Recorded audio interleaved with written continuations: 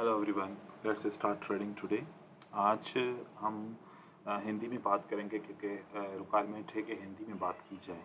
तो अब जैसे कि यहाँ पर मुझे सीक्वेंस मिल रही है, मैं सीक्वेंस को ट्रेड करने की कोशिश करूँगा। एक ग्रीन के बाद एक रेड, फिर एक ग्रीन के बाद एक रेड, फिर एक ग्रीन के बाद एक रेड कैंडल होनी चाहिए। ये जैसे कैंडल क्लोज होगी हम सेल के लिए ट्रेड प्लेस करेंगे और उसके बाद फिर हम बाय का ट्रेड प्लेस करेंगे, क्योंकि फिर सेलर की तरफ से भी सीक्वेंस बन जाएगी। अब हम इसी कैंडल के फौरन बाद एक सेल का ट्रेड प्लेस करेंगे।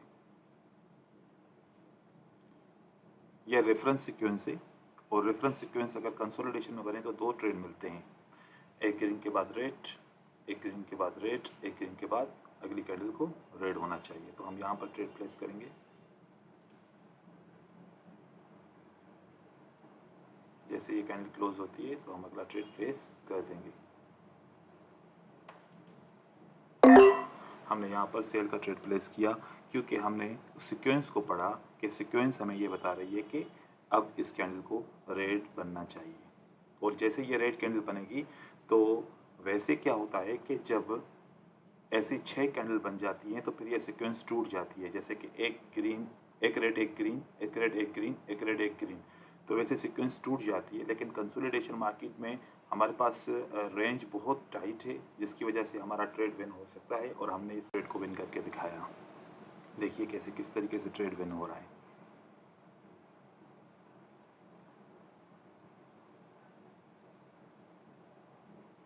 हमारा ट्रेड यहाँ पर अभी विन होने वाला है और हम इसके बाद फिर एक दूसरी सीक्वेंस को ट्रेड करने की कोशिश करेंगे।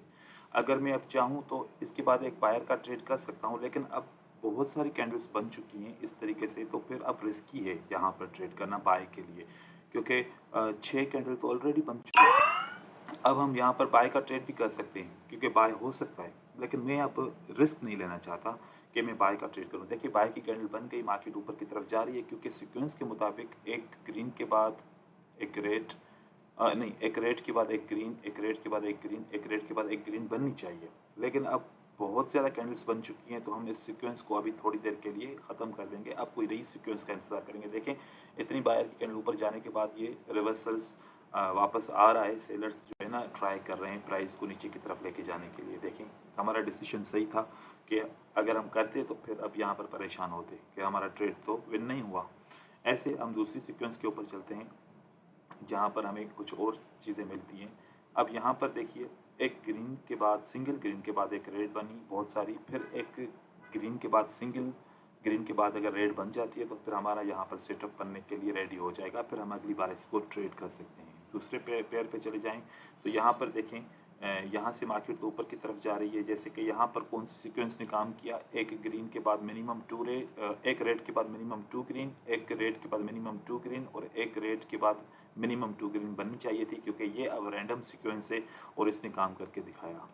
फिर यहाँ पर आते हैं तो यहाँ पर देखिए कि अब यहाँ पर हमारे पास कौन सी सीक्वेंस है। अभी तक के लिए कोई भी ऐसी सीक्वेंस यहाँ पर नहीं बनी और यहाँ पर अभी ये पेयर अवेलेबल नहीं है।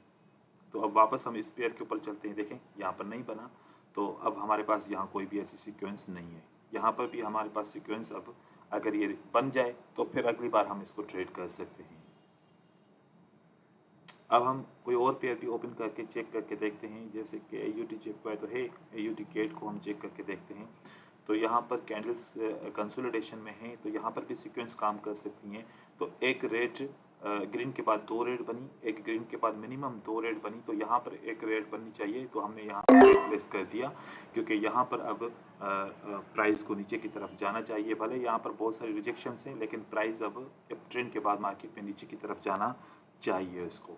तो हमने यहाँ पर भी ट्रेड प्लेस किया। देखें एक ग्रीन के बाद 2 रेड हैं, फिर एक ग्रीन के बाद 2 रेड हैं, तो एक ग्रीन के बाद 2 रेड होनी चाहिए, इस वजह से मैंने ट्रेड प्लेस किया। देखें ये लॉजिक बिल्कुल सिंपल है। अगर इसको आप सही तरीके से समझेंगे लॉजिक को, तो ट्रेड करने में आपके लिए बहुत आसानी हो जाएगी। तो कोशिश करें कि सीक्वेंस को समझें कि कैंडल किस तरीके से मूव कर रही हैं, उनकी मूवमेंट को समझें। मूवमेंट समझेंगे तो फिर आपके लिए ट्रेड आसान हो जाएगा।